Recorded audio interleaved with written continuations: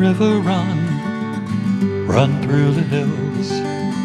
Run, river, run to the sea.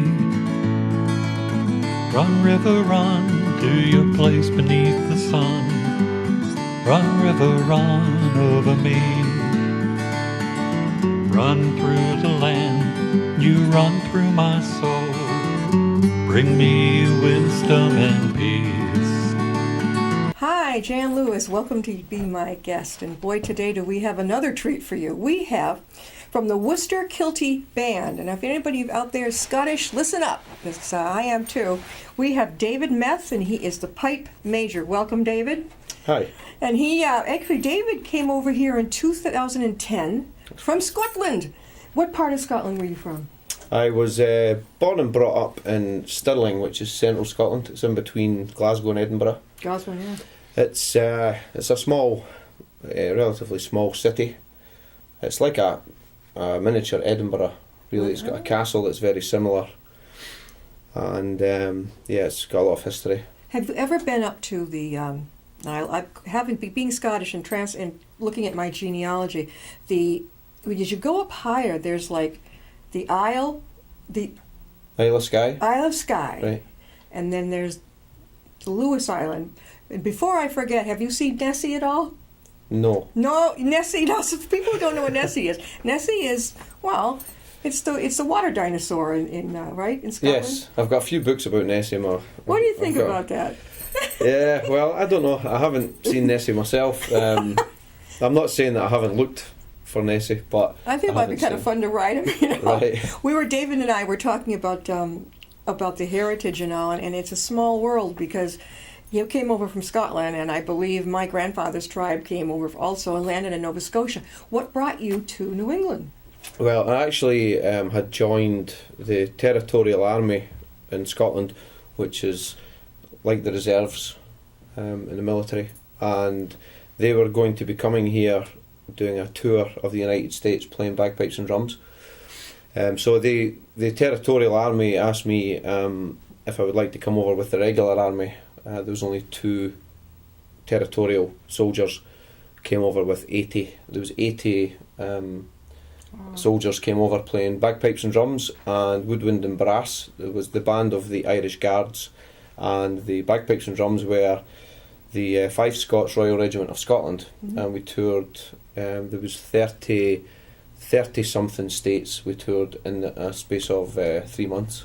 3 months? Yeah, so it was almost between 500 and 600 miles a day on a bus, and we had flights in between there as well. So how did you hold up there? Did your stomach get a little queasy? It was quite tough going, you know. Oh, did they feed you on the bus, or did you make stops? We made stops, but it wasn't too great. You know, you're on the go all the time. A lot of people think you've got lots of time to sightsee and stuff like that, but really, it was hard work. It was hard going.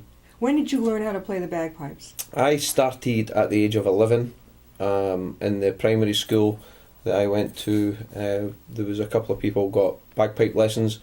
That was one of the instruments that was offered. And I went from there, getting lessons in high school, and I got private lessons as well. Joined a school pipe band to start off with, and then joined an adult pipe band. And it's kind of was the main hobby in my life. Yeah, I was telling people that whenever I'm like at a parade or something, and I hear the bagpipes, for some reason I just want to get out and march with them. It's just such a royal sound. And of course, look, well, you know, the Brits, when they have, you know, a royal thing, or they're playing their bagpipes, I just absolutely love it. Now, you have a cap with you. What is that cap? It's beautiful. I do. This is called a Glengarry. It's part of a dress that most pipe bands wear. It's known as part of a dress, the number 2 dress, which is something along the lines of a kilt, a shirt, a tie. Some people wear vests. Some wear belts instead with the shirts, and then you just wear this on your head. There's different types of headdress. The British Army or the Scottish regiments tend to wear Glengarries, or they will wear a feather bonnet, which is ostrich feathers. They wear that as a number 1 dress. It's more of a military ceremonial dress. What is that? What is that pin on it? This cap badge is actually it's quite old. This is the cap badge for the Argyll and Sutherland Highlanders, which was one of the oldest battalions in the British Army, and they later changed its name, or the government changed its name to the Five Scots instead of having the name. They still have the name, but it changed to numbers: 1 Scots, 2 Scots, 3 Scots, 4 Scots, and 5 Scots. You were explaining to me the difference between, I thought the word Gaelic covered both Irish and Scottish, but Gaelic would be the Irish.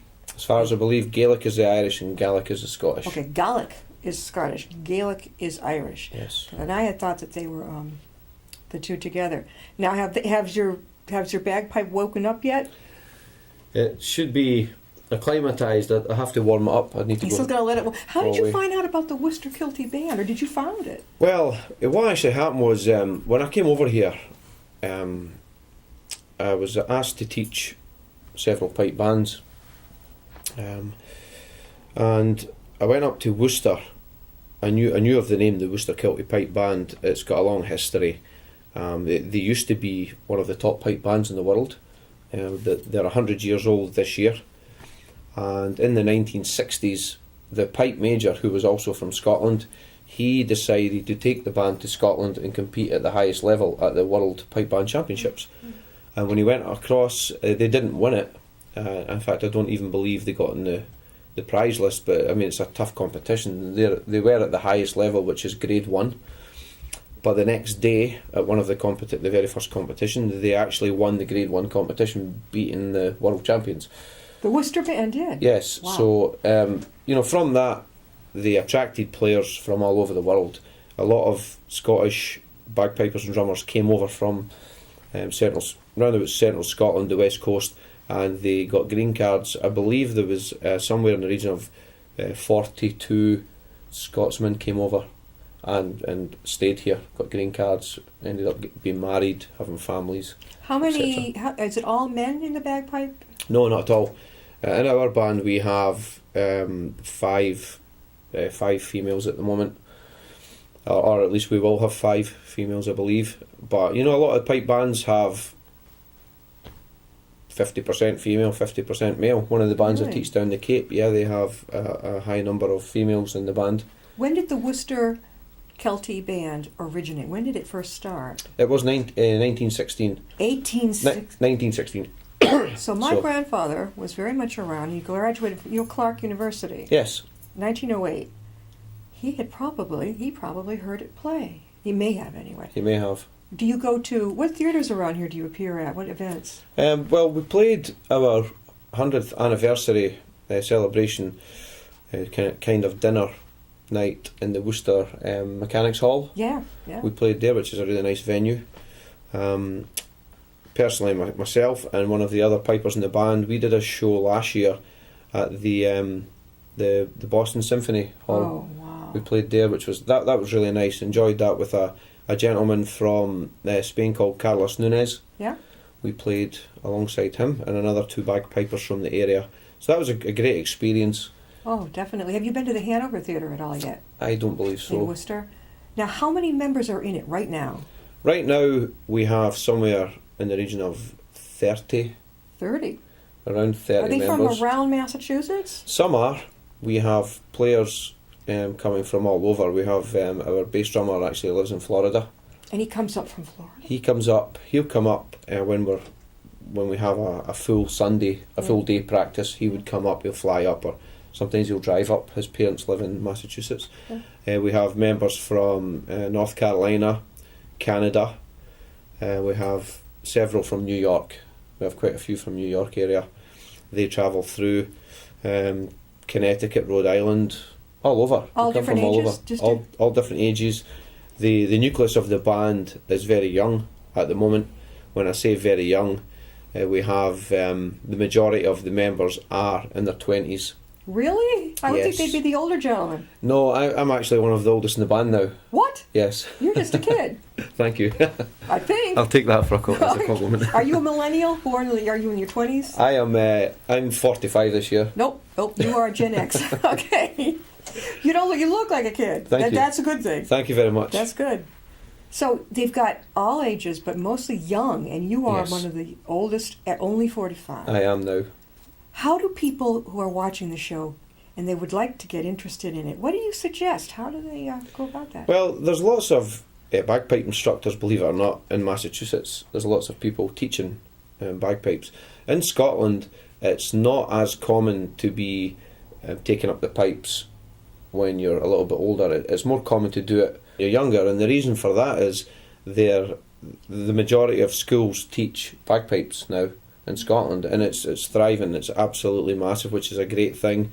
It's good for the kids to get an interest and take a hobby on like that. But over here, I notice it's more adults that go, try and start. Yeah. So there's lots of instructors. You go online, you'll find an instructor, no problem whatsoever. Just go online. Online, Now, yeah. if someone wants to join, is there a membership that they have to go through? Some type of... Well, as for our band, we won't accept anyone without an audition. They tend to Audition, be, okay. They tend to be more experienced. Right. It's just the pipe bands themselves are broken down into grades. So you have grade 1, which is the very highest. Mm-hmm. There's one pipe band in Massachusetts that's grade 1. In fact, at the moment, I think they are the first, the number 1 pipe band in the United States as far as there's I know. another pipe band in Mass except for the Worcester one? Yeah, there's several pipe bands in Massachusetts. Really? Yes. Now there's the grade thing is something that's it's kind of overlooked a bit when people are hiring bands and hiring pipers. Yeah. Because people just think a bagpiper is a bagpiper. They think they're all the same, which is not the case. You get the open professional solo piper, which is the highest level you can go, and then it comes down grade 1, 2, 3, 4 and 5. Yeah. And it's the same in the pipe bands. That starts up at the top as grade 1, and it goes grade 2, 3A, 3B, 3, 4, F, 4A, 4B, grade 5. So, there's a lot to it. We're talking with David Moth, and he is the pipe major for the Worcester Kilty Band. And has it woken up? We're waiting for his bagpipes to get the air, the environment. Have they woken up yet? I can go and give them a blow. Let's give them a try and see. This will be great. Now what is this right here? Is this part of it? This is a practice chanter, and that's what you would learn to play the pipes on. You start off with this, learning all the basics, so the basic notes, the scale, and the embellishments. It's quite quiet. It's actually quite quiet. Yeah.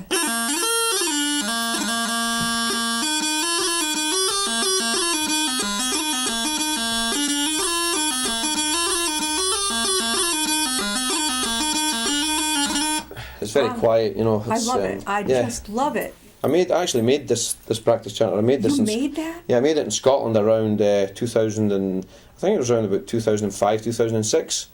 And the wood comes from Africa. Wow. And the silver actually got hand engraved in Canada, and I just put it all together and I made it all in a lathe. It started off as a piece of 1.5 by 1.5 blackwood. Had to drill all the holes, and so. Now your kilt. Now is that your particular clan, David? No, this is the Worcester Kilties kilt. This Okay. one. This is the tartan that the band wears, and it's actually the Scott tartan, and the Clan Scott actually helped the band out years ago and helped to fund the buying of new kilts. They're getting a bit kind of faded now. They're kind of worse for wear. So we're trying to fundraise right now to get money together. When I was a kid in school, Mom had bought. I had one skirt that it looked almost exactly like that, and those were the rage. And I think they're coming back now. Right. What is the purse that hangs in the middle? This here's a sporran. A sport, okay. A sporran, and it's just like a little purse. You can keep things in there. You keep your money. Yeah. And some people keep, handkerchiefs and stuff like that. Okay. Things like that in there. How cool is that? Yes. And the vest is. Well, this vest is it's really old. I just put that on today. This is the first time I've wore this in this country. I used to wear it years ago. I used to wear it in Scotland. In a pipe band, we would normally wear a white or black shirt and a black vest. Yeah. And a dark coloured tie with a Glengarry, and our own crest, our own cap badge. And our socks that we wear are grey. You can mix and match. As long as you can try and get them kind of matching. These socks kind of go with the kilt a little bit, I suppose, but the kilt's faded a little. So. Now, why did the socks have? You should see these socks. I don't know, Paul, if you can zero in on this, but his socks they look like shoelace ties up top. You talking about these? Yeah. Yeah, these are gilly brogues. These are called gilly brogues, and I believe they originate from the Gillies in Scotland. The guys that were like they work for people who own estates up in Scotland. So the guys that are out keeping, shooting deer and doing the rabbits and stuff. And they used to, this is what I was told anyway, that they used to tie their laces up so they wouldn't get tangled in bushes. See. I don't know if that's Are those true. special shoes you have to order? Yes. Okay. Most pipe bands wear these ghillie brogues. Are they easy to walk in when you're doing a parade? They're a little bit uncomfortable because the soles are quite hard. You do get ghillie brogues these days with rubber soles on them. Good. Which might be a little bit more comfortable. I've never tried them though. Yeah. That's quite an outfit. Yes. I bet in the summer it gets a little warm. It gets a little bit warm in the summer. Yeah, a little bit. Yeah, that's wool. Well, we can't wait to hear this. This is the library is downstairs from our studio, and they're going to get a treat too. Can I go and just give these a quick blow? Oh, through, sure. Through Go. the back there. Just that they take a couple of minutes just to. All right. They Okay. change in pitch. They start off and then they just. All righty. Treat us to some of the songs from Scotland. Go ahead, Dave.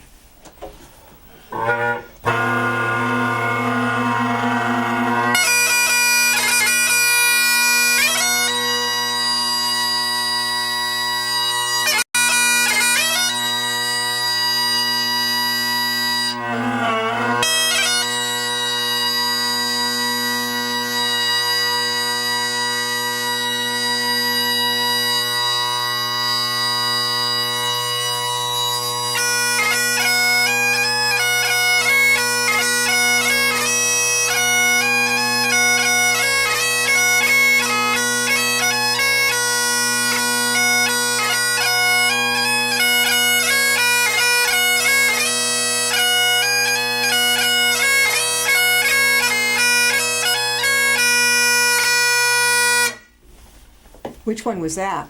Yeah, that's called Cameron McFadgen. Oh, that is beautiful. I just love it. Now, it's got a bunch of air in it, right? Yes, it All has. right. It has the air inside. And does it take a lot of oof to blow on it A too? lot of wind. Well, the thing is keeping the bag full. Yeah. That's the secret. This particular set of bagpipes Yeah. has a sheepskin bag on it. Ooh. Oh, I see. And you inflate the bag with the air, and then the idea is to keep that pressure steady in the bag, which is hard work for your arm and for your lungs. But the three pieces you have here are actually they're drones, and they're operated with a reed each, one reed each. Yeah. And the two smaller ones are called tenor drones. And then the big one is bass, which is one octave deeper than the two tenors. The idea is that the drones are tuned very accurately, and they create a harmonic together, and with the chanter, which is the one down here that produces the tune. Can you play Scotland the Brave? I can, if you would like me to. Oh, I would love it. That's my favorite. I love it.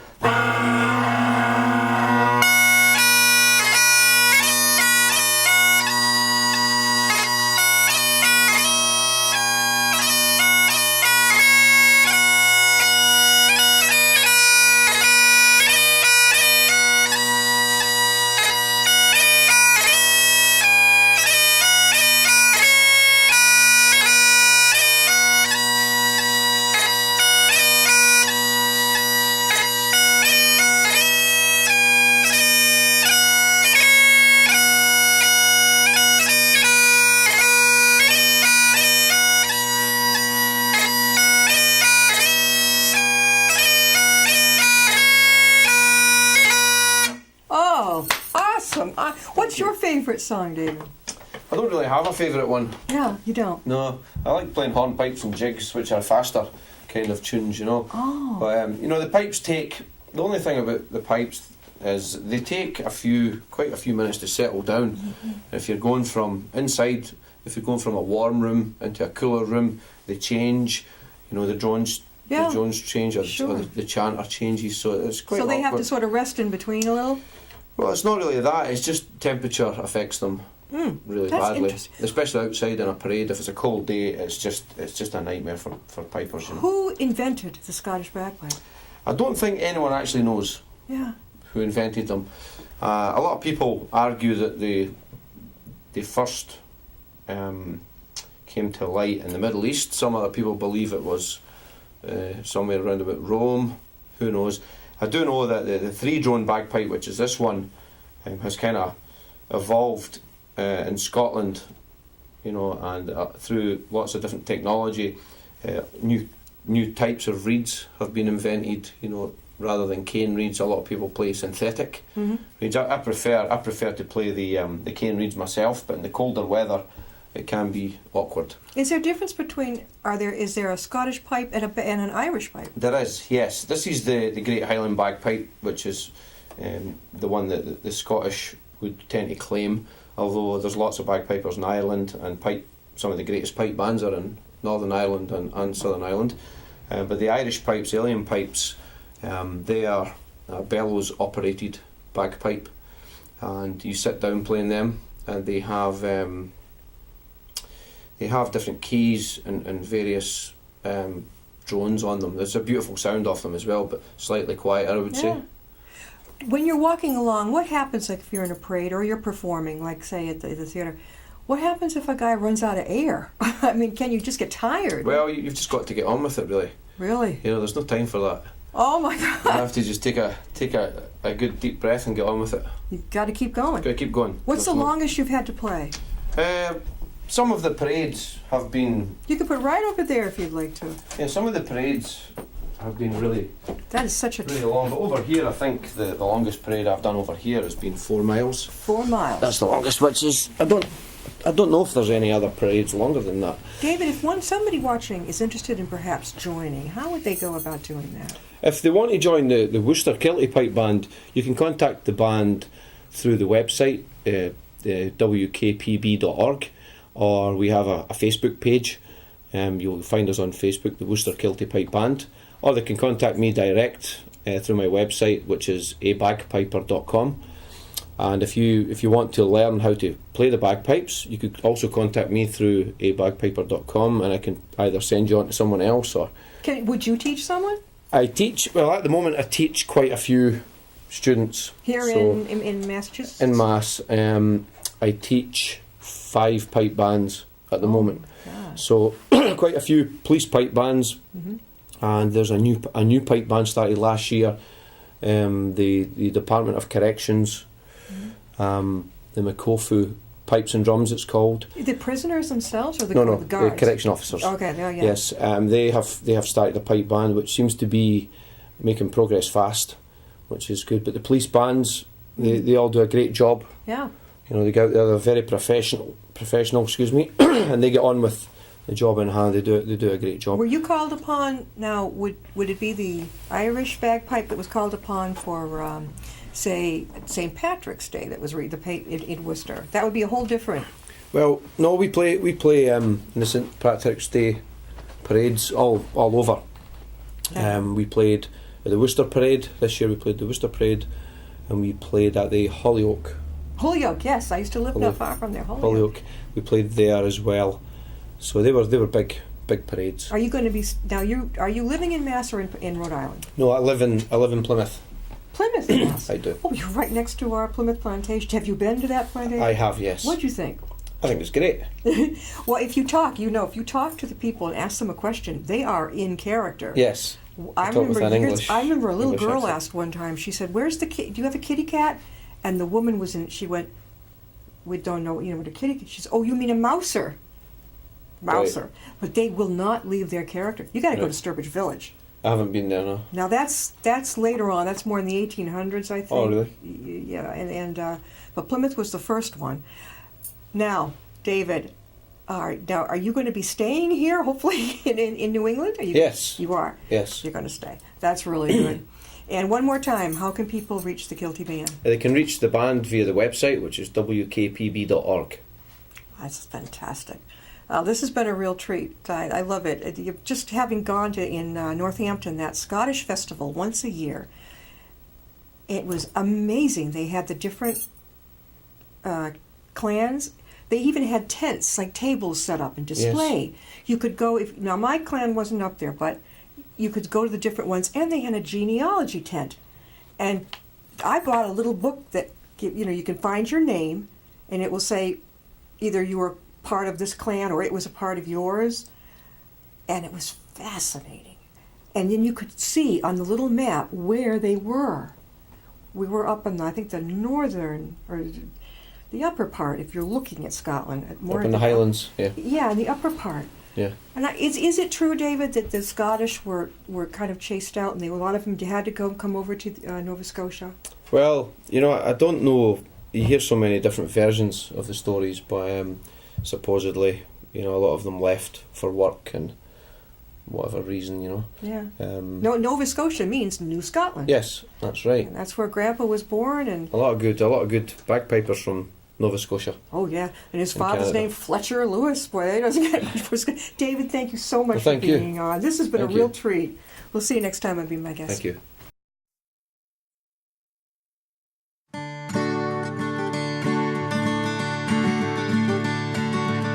Run, river, run, run through the hills. Run, river, run to the sea. Run, river, run to your place beneath the sun. Run, river, run over me. Run